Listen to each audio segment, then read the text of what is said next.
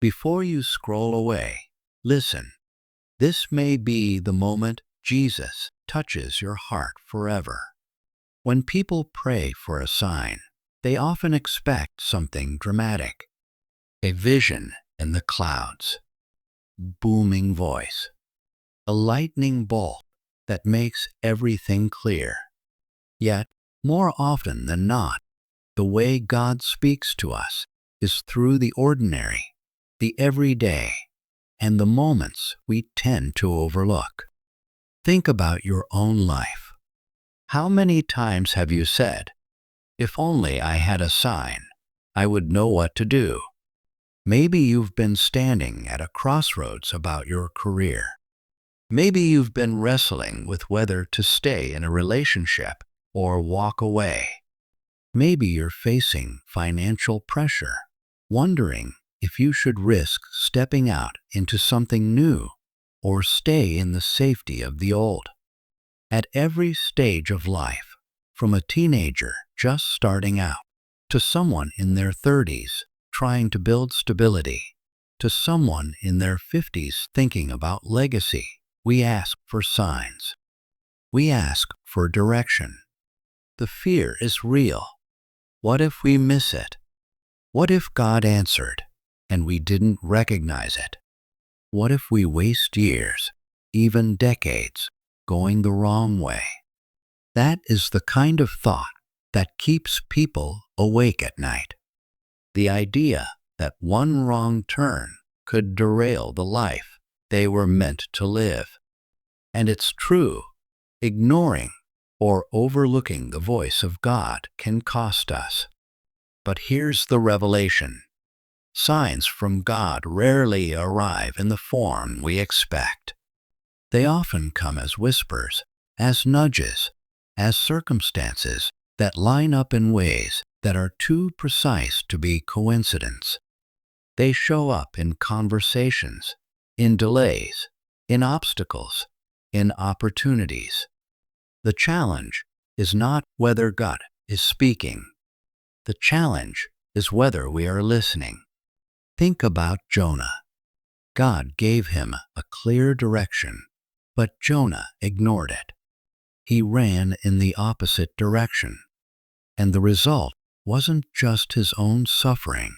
It brought a storm that affected everyone around him. That's the risk of ignoring God's direction. It doesn't just create storms in your life. It can disrupt the lives of others connected to you. When God gives a sign, it's not a suggestion. It's an invitation to alignment, and resisting it creates consequences. You may not have a whale waiting for you, but maybe you've felt storms rising in your own life. Things feel harder than they should. Doors keep closing. Peace keeps slipping away. That might not be bad luck. That might be God saying, "You're not where you're supposed to be." Now here's the twist. Sometimes the sign is not in what happens, but when it happens. God works in Kairos time, not just minutes and hours, but appointed, perfect timing. There are moments when everything converges, and you suddenly realize, this is not random. This is divine. The timing of events, the alignment of opportunities, the unexpected delays, these are not accidents. They are signals. Consider this. If you received everything you prayed for years ago, would you have been ready? If God had dropped success, wealth, or influence into your lap at the wrong time, would you have been able to handle it? Probably not. Imagine giving a child a fortune before they have the maturity to manage it. They'd waste it. Timing matters. So, when something enters your life now, in this moment, it's worth asking, why now? What is God preparing me for in this exact season?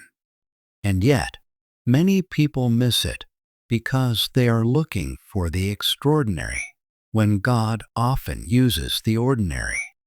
Moses had a burning bush, yes, but most of us encounter burning bushes disguised as regular conversations.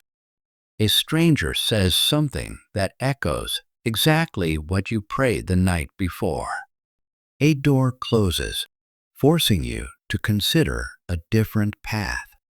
A setback occurs that feels devastating, but later you see how it positioned you for something greater. These are not coincidences. These are confirmations. What if the discomfort you're feeling right now, the struggle, the tension, the unease, is not a punishment but a sign? What if the pain is pushing you into purpose?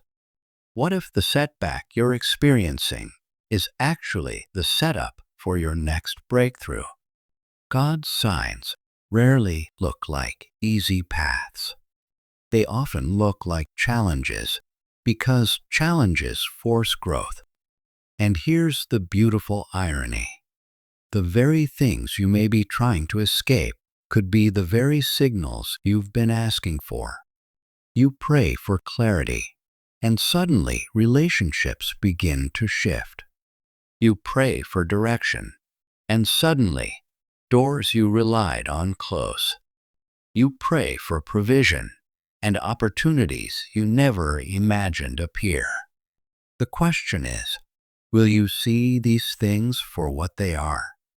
Because when you recognize the sign and follow it, something changes.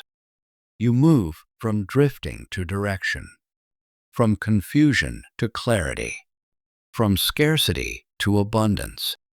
And that abundance is not just money, though financial alignment often follows obedience. It's wealth in peace, in wisdom, in relationships, in health. It's living a wealthy life in every sense of the word. But let's address the misconception. Wealth in God's design is not about greed or self-indulgence. It's about stewardship. It's about having the resources and the wisdom to impact others, to build legacy, to make decisions from a place of strength instead of desperation. When you follow God's sign, you position yourself for sustainable wealth, not fleeting riches. And yes, that may require faith. It may require taking a risk you've been avoiding. It may require leaving something behind that feels safe, but is actually keeping you stuck. Signs rarely lead you into comfort zones. They lead you into growth zones. Now, here's something to think about. You didn't stumble across this message by chance. Out of millions of videos, articles, and distractions online, you're hearing this right now. That is not random. That is not coincidence. That is a sign in itself.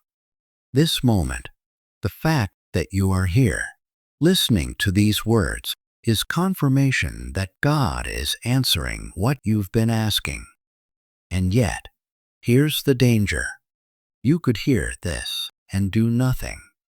You could say, "That was inspiring," and then return to life as usual.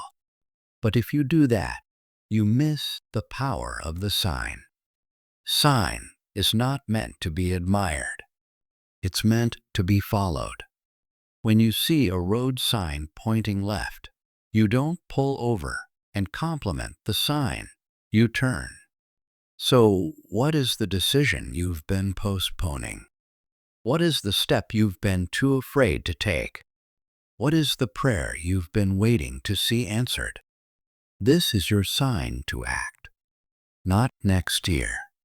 Not when it feels easier. Now, delay is dangerous because delay erodes faith.